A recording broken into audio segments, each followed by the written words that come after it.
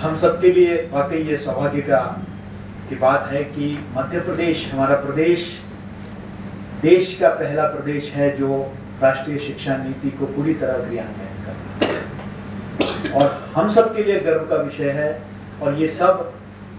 माननीय मुख्यमंत्री और हमारे माननीय शिक्षा मंत्री के नेतृत्व में और भले प्रत्यक्ष रूप में हमें माननीय शिक्षा मंत्री का सानिध्य नहीं मिलता हो, लेकिन उनके ही मार्गदर्शन, उन्हीं के सपनों को साकार करने के लिए हमारे माखनलाल विश्वविद्यालय भी देश के उन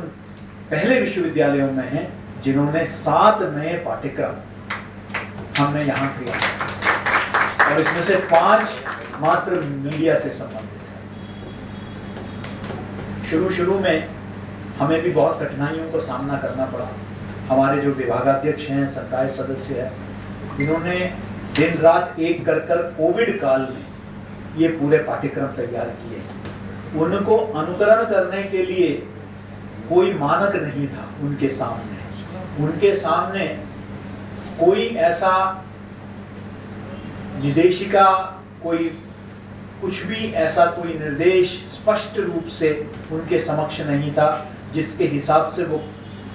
पाठ्यक्रम को तैयार कर सके। उन्होंने अपने अनुभव के आधार पर, लगातार विचार मंथन के आधार पर, मुझे आज भी याद है कि कोरोना काल में ही आदरणीय मुकुल कानिटकर जी, जो राष्ट्रीय संगठन मंत्री है भारतीय शिक्षण मंडल के, उनका प्रत्यक्ष सानिध्य हम सबको प्राप्त हुआ। वो पहला कार्यक्रम था जहां हमने आयोजन की शुरुआत की और यह भी एक संयोग की बात है कि इस 5 दिवसीय जो कार्यशाला है, इसका समापन सत्र में मुख्य अतिथि जो है माननीय मुकुल जी कानिटकर रहेंगे। और उसके बाद लगातार कई कार्यशालाएं जिसमें एनईपी के राष्ट्रीय स्तर पर जो इम्प्लीमेंटेशन कमेटी के सदस्य हैं और जेएनयू में जो अध्यक्ष हैं एनईपी इम्प्लीमेंटेशन के, ऐसे मजर आसिफ साहब ने, और कई देश के शिक्षा जगत से जुड़े हुए दिग्गज व्यक्तियों ने हमें मार्गदर्शन दिया। इसी बीच माननीय शिक्षा मंत्री के सफल कुशल नेतृत्व में एजुविजन 2021 हमारे प्रदेश में आयोजित हुआ। उसमें सक्रिय भूमिका हमारे विश्वविद्यालय की रही और वहाँ भी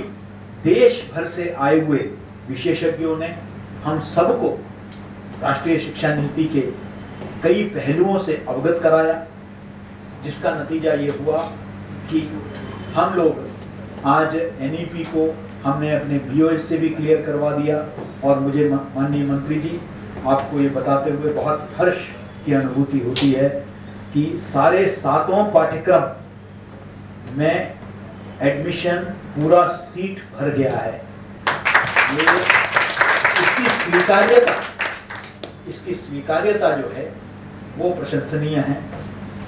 हमने इसमें सभी ऑप्शंस प्रथम वर्ष में इतने डिटेल में हम गए कि प्रथम वर्ष में से जब बच्चा निकलता है सर्टिफिकेट लेके, तो उसको भी जीविका, उसका एक रास्ता होना चाहिए, कुछ ऐसी चीजें उस कोर्स में होना चाहिए कि प्रथम वर्ष से भी वो निकले तो उसके पास कुछ नई चीज उसने सीखा हो। यानी कि हमने कंप्यूटर प्रोग्राम में इस तरीके से डिजाइन किया, उदाहरण के तौर पर, कि जब बच्चा पहला साल करके अगर एग्जिट करता है राष्ट्रीय शिक्षा नीति के अंतर्गत, तो वो कम से कम डेटा एंट्री ऑपरेटर बन सकता है। इतना क्षमता हम उसमें दिला देंगे। इसी प्रकार दूसरे वर्ष का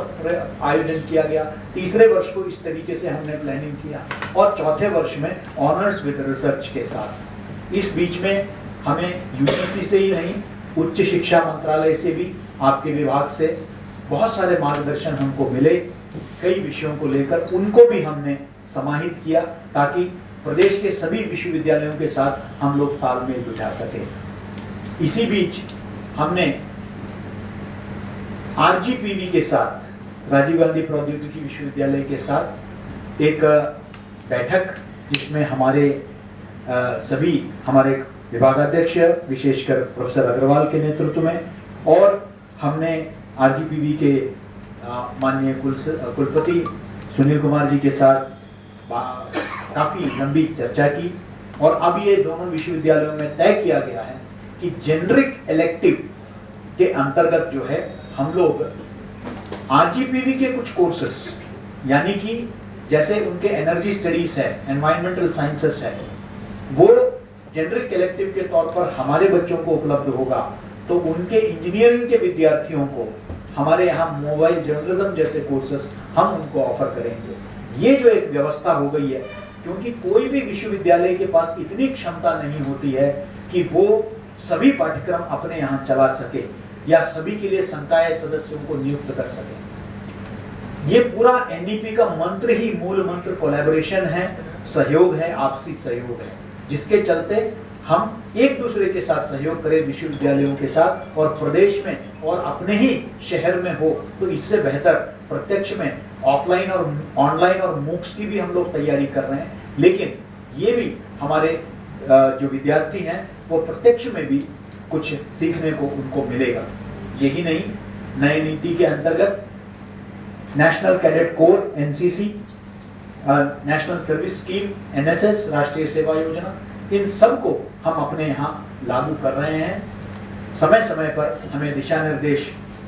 उच्च शिक्षा मंत्रालय से प्राप्त होता है, उसको हम समाहित कर रहे हैं और आपके जो मंशा है, जो हम बार बार कई कार्यक्रमों में सुनते हैं कि हमारा प्रदेश न सिर्फ सबसे पहला प्रदेश हो जो इसका क्रियान्वयन करे, बल्कि इसकी सफलता भी सुनिश्चित करना हमारे कंधों पर है ये दायित्व, ताकि पूरे देश के लिए कि देखिए शुरू तो कोई भी कर सकता है, लेकिन उसको सफल बनाना सबसे बड़ी चुनौती है, उसको स्वीकार्य बनाना सबसे बड़ी चुनौती है। मैं समझता हूँ कि हमारे संकाय सदस्य उसके लिए तैयार है, सक्षम है और इसलिए एआईसीटी अटल अकेडमी के साथ मिलकर हमने ये 5 दिवसीय एफडीपी, जिसमें देश भर के जो है प्रतिभागी है इस कार्यक्रम में, और उन सबको एनईपी के बारे में देश के जाने माने जो शिक्षाविद हैं वो लोग उनसे बातचीत करेंगे, उनके संशय दूर करने का प्रयास करेंगे, ताकि राष्ट्रीय शिक्षा नीति जो हमारे माननीय प्रधानमंत्री ने देश को विश्व गुरु के जो स्थान पर पहुंचाने के लिए उनके नेतृत्व में तैयार हुआ, वो सफल होगा, कामयाब होगा, ये मुझे पूरा विश्वास है। और मुझे पूरा ये भी विश्वास है कि माननीय उच्च शिक्षा मंत्री का हमेशा उनका सहयोग, उनका समर्थन, उनका आशीर्वाद हमें प्राप्त होगा और हम भी उनके उम्मीदों को, उनके सपनों को साकार करने की दिशा में हम लोग भी सब एक साथ एकजुट होकर काम करेंगे, ये मुझे पूरा विश्वास है। पुनः मैं सभी प्रतिभागियों को स्वागत करता हूं और माननीय उच्च शिक्षा मंत्री का धन्यवाद देता हूं कि उन्होंने बहुत कम समय में हमारे इस अनुरोध को स्वीकार किया और व्यस्तम कार्यक्रम से समय निकालकर ये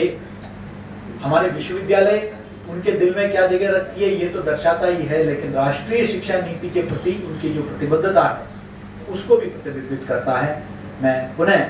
पूरे विश्वविद्यालय परिवार की ओर से आपको धन्यवाद देना चाहता हूँ। बहुत बहुत धन्यवाद। नमस्कार।